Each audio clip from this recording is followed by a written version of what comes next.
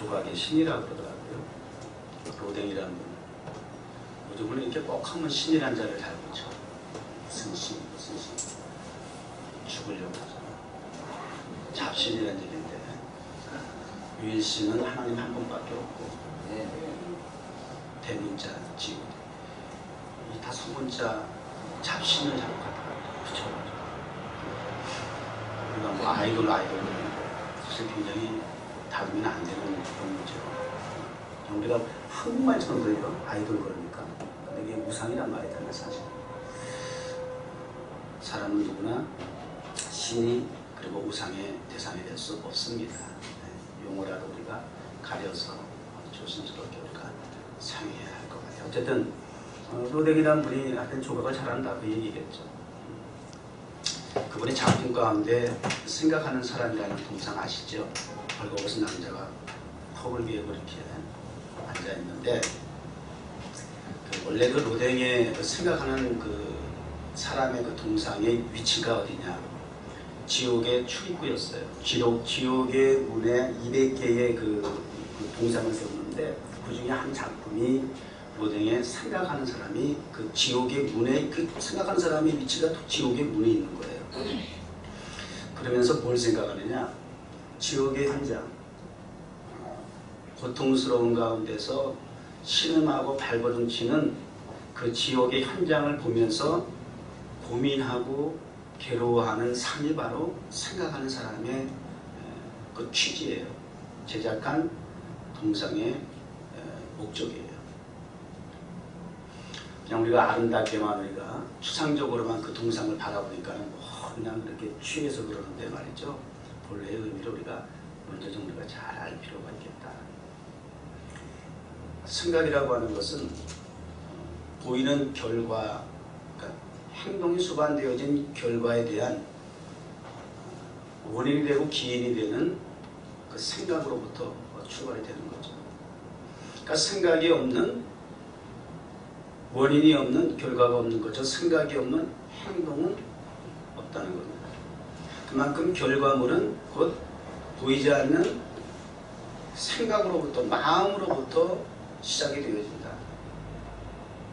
그러니까 보이는 것이 다가 아니라 보이지 않는 것이, 성경은 항상 강조하는 것이 더 우리에게 중요하다 이렇게 늘 강조하고 있습니다.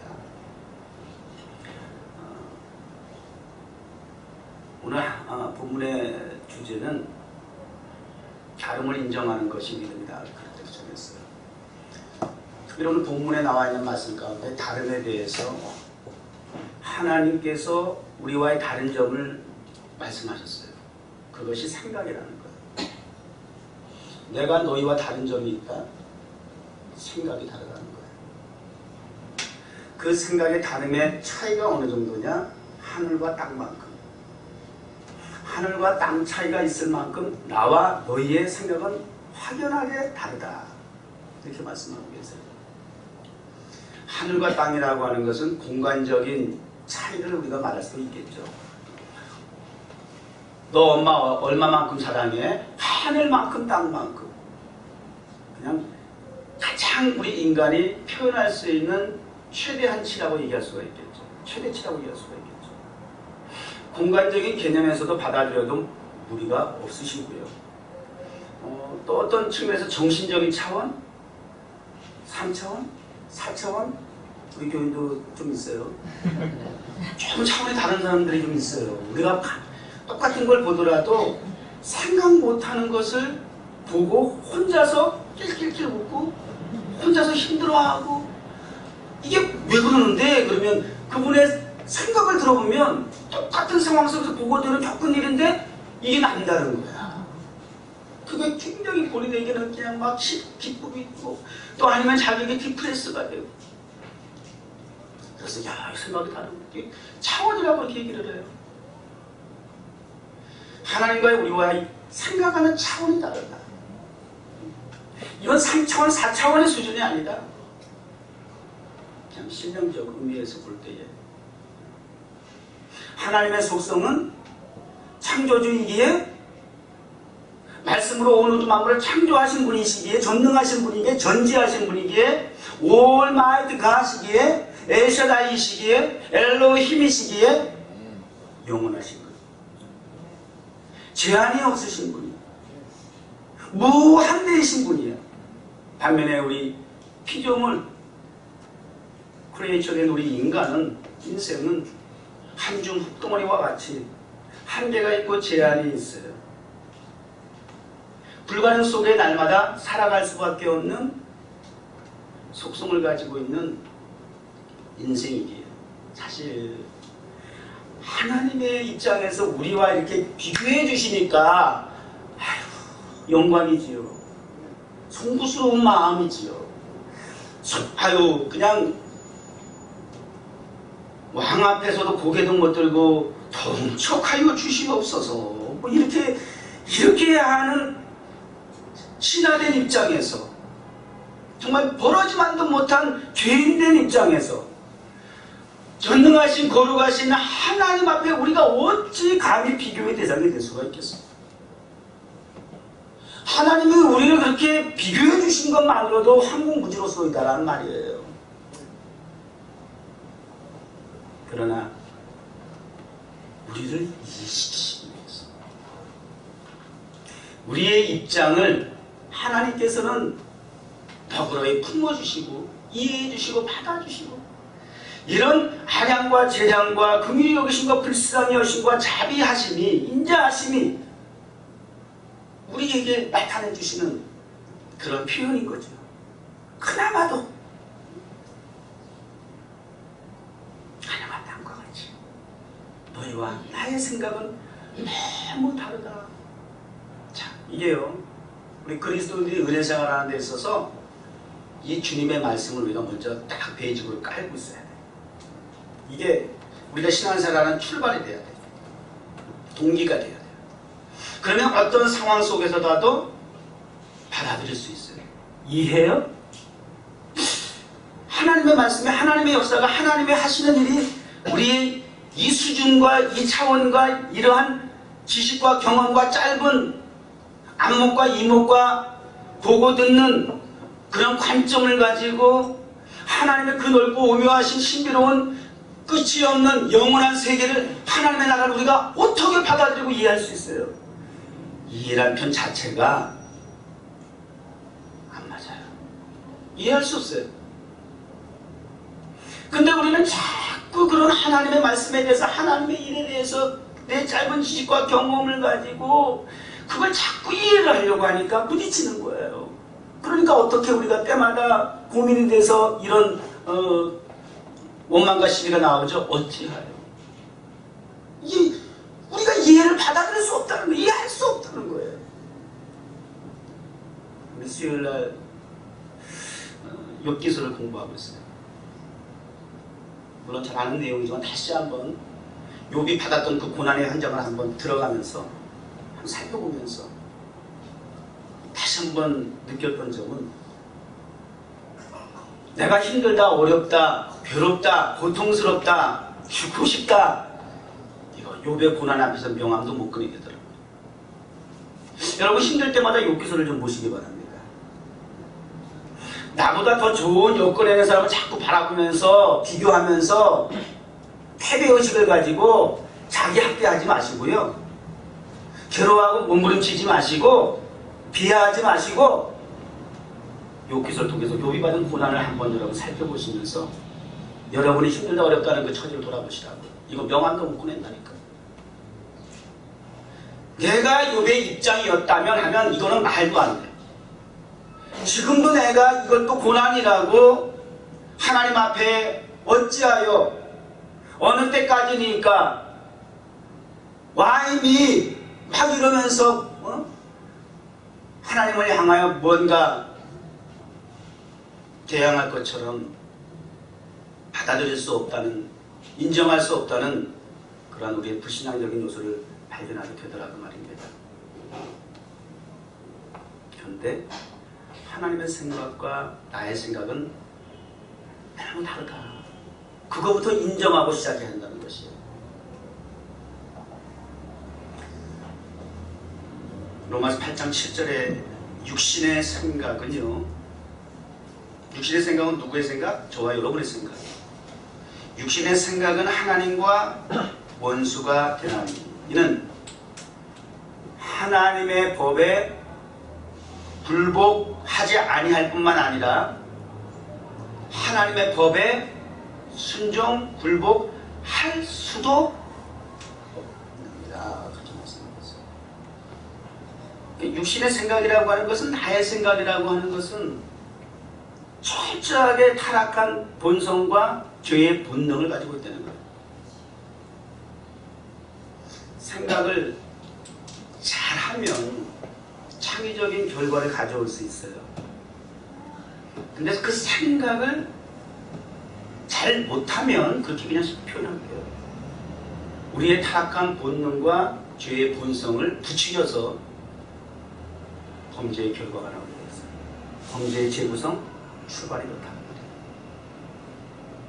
선악과를 보면서 혼미해졌어. 하나님의 말씀이, 법이 생각이 나지 않는 것이 생각이 나도 그것을 일방적으로 무시하는 것이, 인정하지 않는 것이. 그리고 그 탐욕스러움이 결과적으로 생각이 행동으로 수반돼서 선악과를 따먹게 되었다. 그것이 인류의 범죄의 출발이었던 거죠.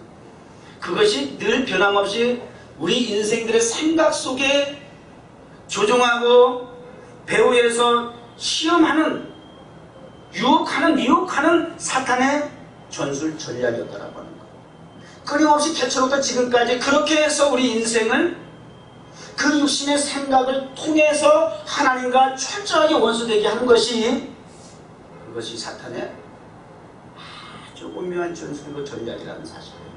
거기에 우리 인간들은 계속 속고 넘어가는 거예요.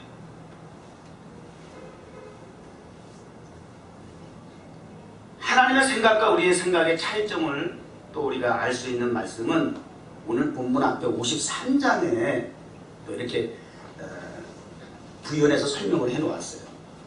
4절 이하에 보면 그는 실로 우리의 질고를 지고 우리의 슬픔을 당하였거늘 우리는 생각하거늘, 자 이제 우리의 생각이에요. 예수님께서 십자가의 고난을 당하셨던 일이 우리의 생각에는 그는 징벌을 받아서 하나님께 맞으며 고난을 당한다 하였느니라. 이게 타락한 죄의 본성을 가지고 있는 우리 인간의 육체의 생각이에요. 예수님은 십자가를 져서 고난을 받는 것은 당연한 자신의 죄에 대한 징벌이고 결과였다. 지금까지도 철저하게 죄의식 유대인들이 믿는 것처럼 예수는 그냥 죄인일 뿐이야. 그들이 십자가에 못 박으셔 했던 그 유대인의 조상들의 그 책임이 있는 것이 아니라 그는 마땅히 십자가를 져야만 하는 죄인이었을 뿐이다. 그래서 유대인은 지금까지도 예수를 믿지 않아요. 믿어야 할 이유가 없는 거예요. 죄인 중에 한 사람일 뿐이에요. 지금도 믿지 않는, 예수 밖에 예수를 나로 야의 구주로 섬기지 않는, 예수의 흘리신 보혈의 피가 나의 죄를 속겠다라고 믿어지지 않는 세상의 사람들은 동일한 생각을 하는 것이에요.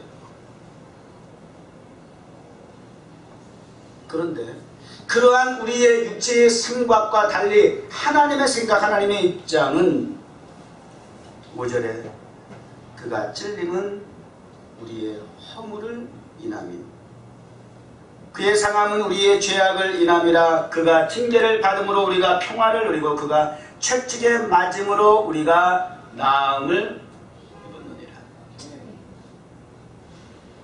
다르죠? 하나님의 생각과 우리의 생각이 이렇게 달라요. 원수가 돼가지고 어떻게 동고동락하고 동행을 할 수가 있어요? 관계잖아요. 하나님과 우리와의 관계. 하나님은 우리의 주님, 우리의 왕, 창조주, 우리의 아버지. 나는 그의 백성, 나는 그의 피조물, 나는 그분의 자녀, 나는 그분의 소유. 관계잖아요. 근데 그런 관계가 있을지라도 생각이 다름으로써 거룩하신 하나님과 타락한 죄의 본성과 생각과 삶을 살아가고 있는 우리에게는 이런 차이를 극복할 수 있는 방법이 없다는 말이에요. 함께 할 수 없다는 거죠. 우리의 삶은 관계 속에서 태어나면서부터 시작이 되어야 됩니다. 부모와 자식과의 관계, 성장하면 부부와의 관계가 시작이 되고 새로운 가정이 또 조성이 되어져요. 한 이불 속에 같이 사는 부부라 할지라도 생각이 달라서 또 그 생각의 결과로 말미암아 소위 바람이 났다 그 말이에요. 그래서 외출이 아니지. 외도하고 바람을 펴서 가출을 했다. 어떻게 같이 살아요? 성경은 주님과 우리와의 관계를 신랑 신부로 비유해요. 신랑 예수 다시 오실 때 그런 찬송도 있죠. 예비하고 예비하라 신랑 예수 다시 오실 때. 우리는 신부고 예수님은 신랑이셔요. 근데 신부된 우리가 다른 남자와 바람을 피고 외도를 했다는 거예요. 그걸 가출을 했다는 거예요. 지금 그런 상황이라는 거예요. 주님과의 관계가 지금 그렇다고 말이에요. 사탄에게 미혹이 되고 유혹이 돼서 바람이 난 거예요. 그리고 신랑을 떠나듯이 예수 그리스도를 떠나서 아버지의 품을 떠났어요. 그러한 우리들을 향해서 우리 하나님께서 아버지께서 신랑 되신 주님께서 그럼에도 불구하고 우리를 향해서 하시는 말씀이에요. 너희는 여호와를 만날 만한 때에 찾으라. 가까이 계실 때에 그를 부르라. 찾아야 하고 불러야 한다. 그리고 7절에 악인은 그의 길을 불의하려는 그의 생각을 버리고. 바람이 나서 외도하고 가출을 했을지라도 질은 있어요. 버리고 무엇을? 생각을 버리고 죄를 버리고. 이스라엘 백성들이 미스바에 모여서 하나님 앞에 회개에 부르짖는 성회를 했던 것처럼 멸망받을 수밖에 없는 니느웨 도성이 요나 선지자의 그 복음 한마디에 왕으로부터 신하 아닌 가축들까지 베옷을 입고 죄를 무릅쓰고 회개의 도성을 이루었던 것처럼 누구든지 언제든지 이 하나님의 초청에 응할 수 있는, 하나님과의 단절됐던 불안했던 그 관계를 지속시키고 회복시킬 수 있는 방법은 하나님의 이 초청에 응하는 것이에요. 그러기 위해서는 생각, 하나님과 원수되게 하는 이러한 타락한 본성에 의한 이 생각, 이거 다 그러니까 과거를 청산하고 오라는 거예요. 그 바람한 남자 데리고 도 되겠어요? 그건 받아주지 않고 다 청산하고 깨끗이 청산하고 과거를 청산하는 것이죠. 내 생각도 내 모든 죄를 다 회개하고 주님 앞에 돌아오는 거예요. 지금도 우리의 생각은 하나님의 전에 앉아 우리가 예배를 드리면서도 여전히 육신의 생각에 몰두하고 몰입하고 있는 우리들의 모습은 아닐지 모르겠어요. 틈만 나면, 아니 어떻게 보면 나의 삶 자체가 늘 이렇게 주변의 여건과 환경 속에서 우리는 이러한 죄악된 생각 속에서 살고 있다. 성경에 몇 가지 사례를 통해서 한번 그 참 주님이 칭찬했던 믿음의 사람과 주님께서 아주 발에서 신에서 먼지를 들고 나왔던 종을 떨어뜨렸던 사람의 사례가 있어요. 그게 다 어디서 기인되느냐? 상대방의 그 사람의 생각에서부터 우리 주님은 믿음을 인정한 것입니다. 12해 동안 혈혈증을 앓던 여인, 수많은 군중 속에 에워싸여서 예수님에게 접근조차 할 수 없는 가운데서도 어떻게든지 길을 쓰고 예수님 가까이 접근해서 예수님의 그 옷자락만 살짝 만졌다가 12일 동안 수치스럽다고 생각되어지는 그 혈류병에 대해서 그 근원에 대해서 이유도 모르고 그리고 그 병에 대한 치유도 해결할 길이 없는 가운데서 자신의 재산을 다 탕진해서 더 이상 그 병에 대한 어떠한 해결 가능성이 0%였을 때예요. 그때의 마지막 그녀의 유일한 희망, 소망, 믿음의 대상은 예수 그리스도. 그리고 그분에게 찾아가서 옷깃만 슬쩍 만졌음에도 불구하고 병이 나음을 입었어요. 근데 그것을 또 우리 예수님은 얼마나 역시 눈치가 빠르신지, 그 많은 사람들이 비비적거리면서 몸을 부딪히면서 그렇게 걸어가는 과정 속에서도 내 옷을 누군가 만졌다는 거예요. 그냥 부딪힌 게 아니라 의도하고 내 옷을 만든 사람이 있다는 거예요. 우연한 일이 아니라는 거예요. 그저 스쳐 지나가듯이 되어진 일들이 아니라는 거예요. 분명히 누군가 의도하고 내 옷을 만졌다. 그 범인을 찾으라는 거예요. 아니, 수많은 사람이 부딪혀서 지금 여기까지 좀 가고 길을 진행하고 있는데, 아니 도대체 주님 무슨 말씀입니까? 아니다. 누군가 의도하고 내 옷을 만졌다. 12해 동안 혈루증을 앓던 여인이 고백을 하죠. 간증을 하죠. 왜 그래요? 왜 병이 나을 수 있었고 왜 주님은 그녀를 굳이 찾으려고 했을까요? 그분의 생각을 가사하는 것이죠. 아니, 남들은 그 주변에 예수님 중에 사람이 많이 있을지라도 그런 생각을 한 사람이 있다 없다? 없다. 아니, 누가 감히 예수님의 옷만 만져도 병이 난다고 생각을 할 수가 있겠느냐 그 말이에요. 주님은 그 생각이 믿음이 되었다라고 하는 것, 옷깃만 만져도 내 병이 나을 수 있다라고 하는 그 생각이 믿음이라는 과정을 통해서 병이 고침받는 결과가 나타났다라고 하는 거죠. 그 결과가 중요한 것이 아니라 주님은 그 믿음이 수반되어질 수밖에 없도록 기인되어진, 원인이 제공되어진 그 생각이 너무 기특한 것이야. 같이 하나님 앞에 예배를 드려 이 자리에 나왔을지라도 여러분의 생각이, 의도와 의중이 무엇인가가 이 예배를 결정해요.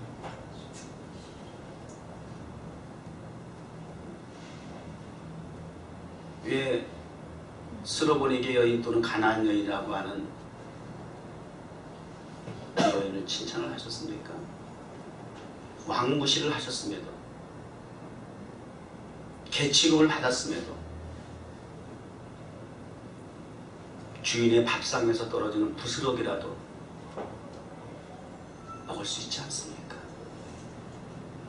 맞습니다. 저는 개입니다. 아니, 어떻게 보면 개만도 못한, 개는 죄는 안 짓잖아. 나도 개를 집에서 키우지만 정말 개한테 부끄러울 때 있어. 정말 난 개만도 못할 때가 있어. 그게 욕이겠지 물론. 정말 짐승같이 만도 못하다라고 하는 것이, 우리 인간의 하나님과의 관계를 유지하지 못하면 다른 피조물들은 다 하나님의 창조 본래의 목적대로, 나무든 자연 모든 만상이나 만상은 다 하나님의 창조 목적대로 여전히 그 자리 그 위치에서 하나님을 찬양한다고 내가 엄청나게 말씀을 드렸죠. 저는 이미 경험했다고. 저는 어렸을 때 방언받고 변화된 게 뭐냐면요, 자연이 하나님을 찬양한다라고 하는 걸 저는 그때 들었다니까요. 보았다니까요. 방언 어렸을 때 받고 나니까는 글쎄요, 제 스스로 이제 그다음부터는 새벽기도 다니기 시작했는데, 새벽에 나가면 새가 지저귀는 소리가, 공기가, 그 새벽 그 참 공기가, 그리고 나뭇가지가 흔들리는 것이 창조주 하나님 찬양하더라니까요. 제 귀에 그렇게 들리더라니까요, 여전히. 저 그래서 새벽기도 갈 때마다 막 저도 참 방언을 했어요. 왜?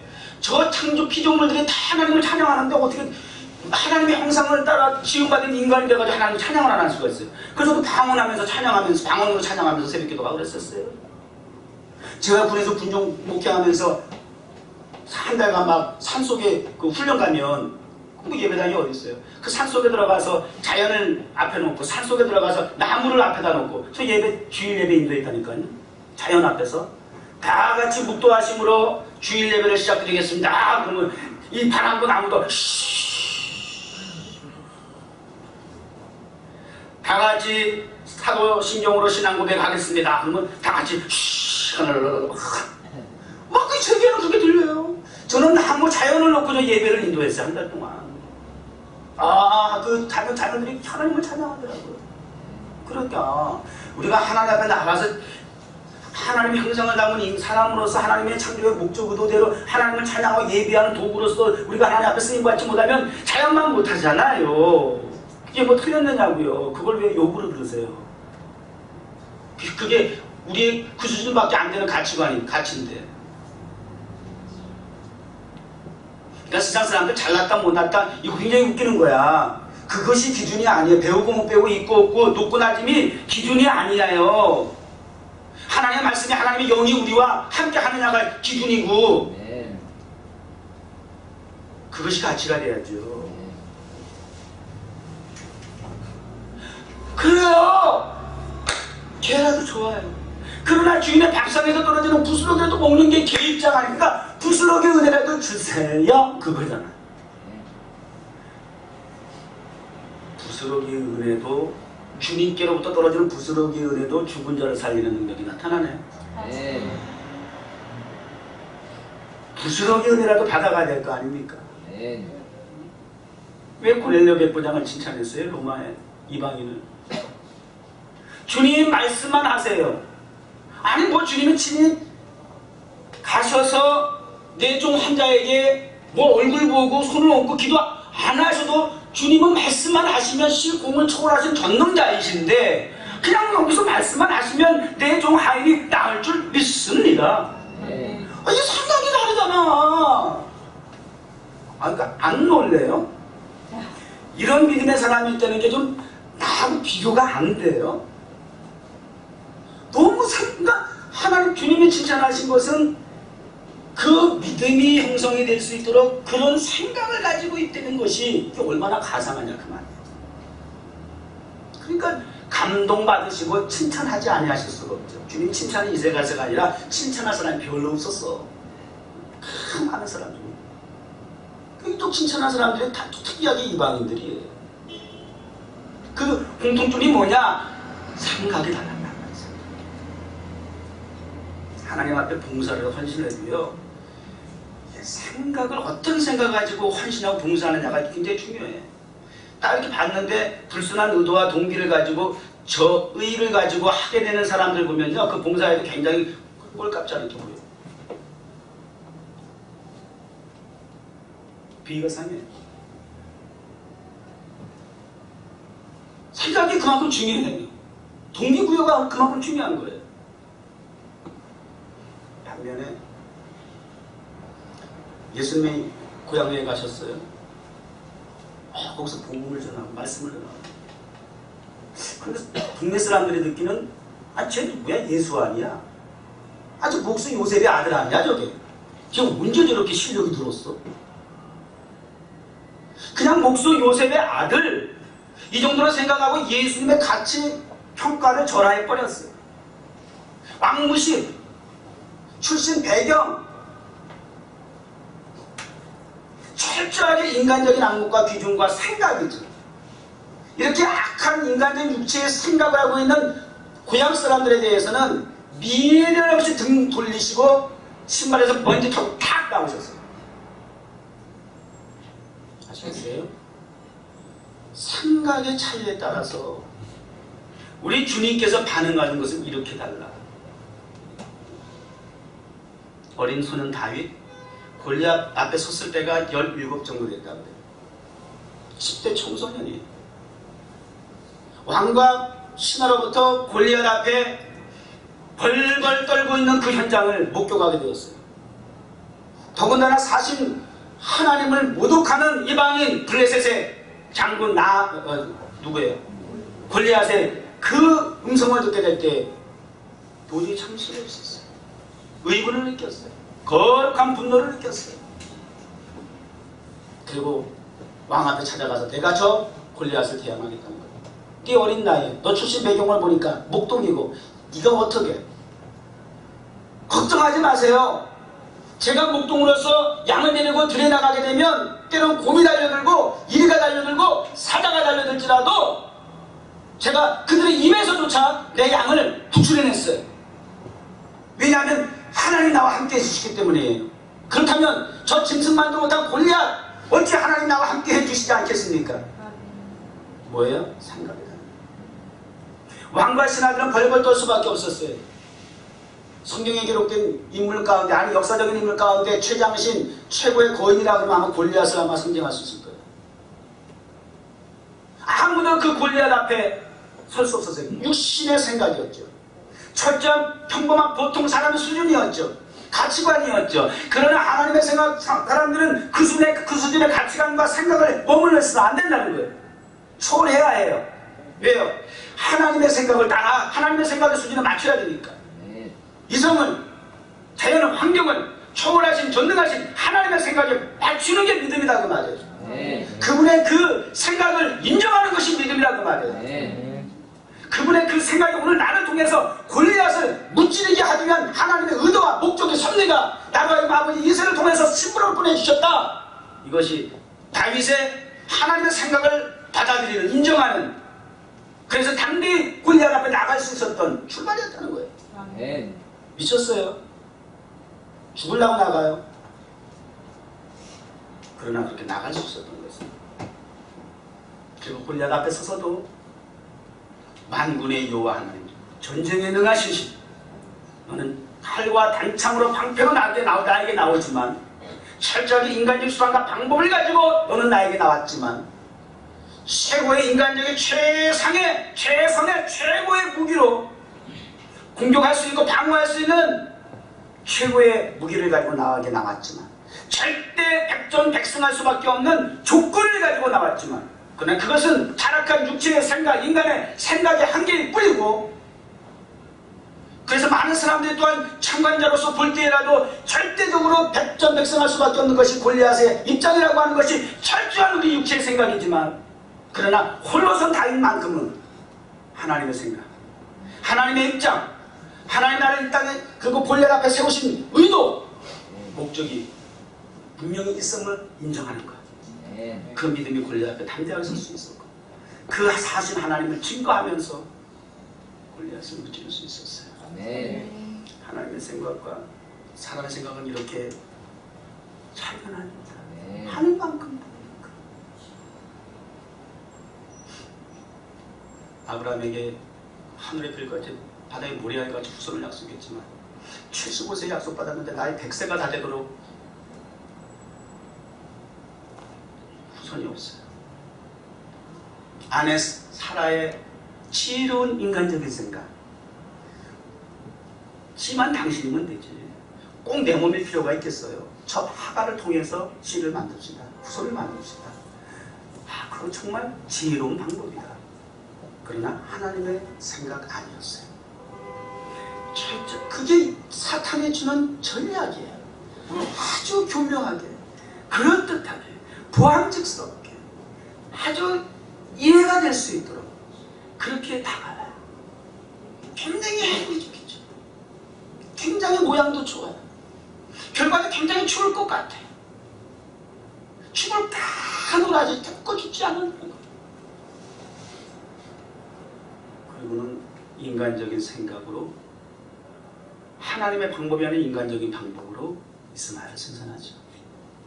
그 결과는 지금까지 수천 년 동안 이스마엘과 이삭의 하나님의 후손과 인간의 수단과 방법을 통해서 얻은 결과물로서의 이스마엘의 후손인 중동과 철천지 원수가 돼서 지금까지 싸우는 거예요.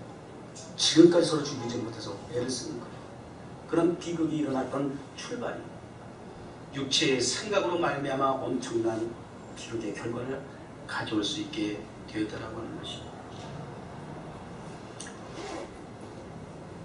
하나님의 교회 공동체라고 합니다. 또 교회는 가정과 같다고 합니다.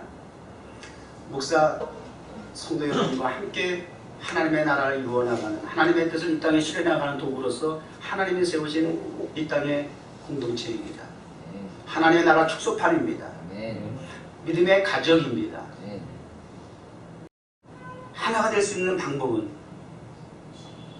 천차만별의 사람이, 다양한 사람들이, 출신 성분과 배경이 하나도 맞지 않는 사람들이 모여있는 이 공동체가 어떻게 하나가 될 수 있습니까? 오직 하나님의 생각으로 시야를, 시선을, 초점을, 관점을 고정시키는 겁니다. 이 재단은, 이 교회는, 공동체는, 가정은 하나님의 생각이 지배해야 합니다. 네. 나의 생각도 너의 생각도 내 생각에는, 교회에서 회의할 때도 내 생각 하지 마세요. 주님 생각. 항상 주님의 생각, 주님의 입장에서는 어떠했을까? 무슨 내 생각이 이렇게 중요해요? 이 교회는 내 생각을 주장하는 데가 아닙니다. 내 생각을 철저하게 내려놓고 부인하고 생을 살면서 가장 중요한 그 시기 있죠. 하나는 결혼식이고 하나는 장례식이에요. 인간의 행사 가운데 가장 중요하게 여기는 대사죠. 결혼식과 그리고 장례식. 결혼식이 출발이고 장례식이 마지막이에요. 인간적인 수고를.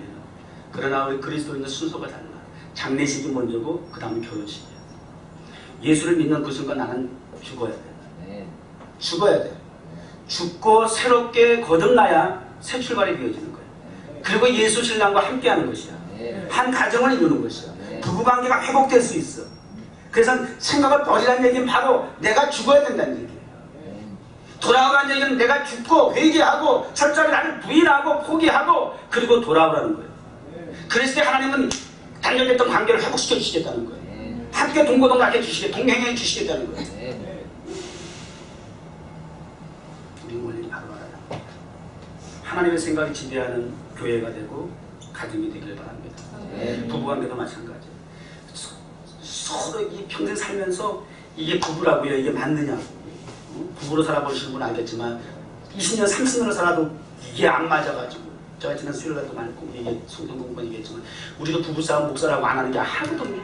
근데 하면 하는 문제가 항상 똑같아요. 그 똑같은 문제인데 그걸 가지고 저는 그렇게 얘기를 해요. 제발 그 버릇만 좀 고쳐 그렇게 얘기해요. 그러면 상대방이 뭐라는 줄 아세요?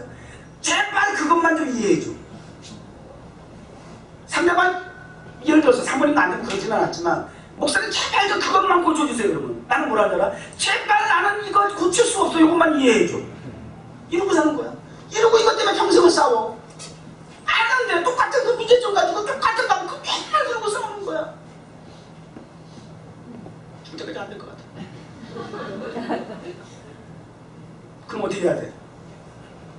서로 이해해줘야 돼. 받아줘. 있는 그 모습 그대로 인정해주고 받아주고. 사람의 타락한 구조 본성이 이렇게 불가능해요. 그런 가운데 살아가고 있어요. 하물며 교회라는 공동체가 세상의 사방에서 국적도 죄송해요.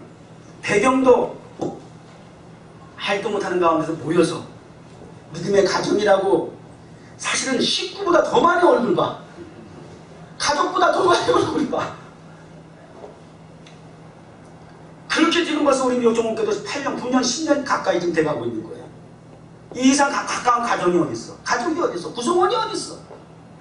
여러분 부모님 보는 것보다 목사 보는 게 더 많아 안 많아? 맞잖아. 난 내가 우리 아들 보는 것보다 여러분 얼굴 보는 게 더 많아. 내 한국에 있는 형제들 보는 것보다 여러분 보는 게 더 많단 말이에요. 그러면 정말 가정 많잖아. 유지되고 성숙하고 성장하고 발전하고 부흥할 수 있는 것은 너와 내 생각은 내려놓고 하나님의 생각만이 지배하는 성전, 예배당, 교회, 공동체가 가정이 되어야 합니다. 하나님의 생각이 지배하는 남편이 되고 아내가 되고 가족의 구성원이 될 때에 하나님의 뜻이 이루어지는데요. 오늘 본문 결과처럼 내 입에서 나가는 말도 이와 같이 비가 눈이 하늘로부터 내려서 그리도 되돌아가지 아니하고 땅을 적셔서 소출이 나게 하며 싹이 나게 하여 파동하는 자에게 종자를 주며 먹는 자에게 양식을 준과 같이 내 입에서 나가는 말도 이와 같이 헛되이 내게로 다시 돌아오는 것이 아니라 나의 기뻐하는 뜻을 이 땅에 이루며 내가 보낸 일에 모든 일에 형통하게 하리라. 이러한 축복이 교회와 가정과 여러분의 삶 속에 적용되고 이루어지기를 주님으로 축복합니다. 기도하겠습니다. 하나님 감사합니다. 생각이 바뀌어야 우리 삶이 좀 변화될 수 있겠습니다. 그러기에 너희는 이 세대를 본받지 말고 오직 마음, 생각을 새롭게 함으로 변화를 받아 하나님의 선하시고 기뻐하시고 온전한 뜻이 무엇인지 분별하도록 하라 하신 말씀입니다. 철저하게 하나님의 생각대로 하나님의 의도한 목적대로 살아가는 우리의 삶이 되게 하여 주옵소서. 예수님의 이름으로 기도드립니다. 네.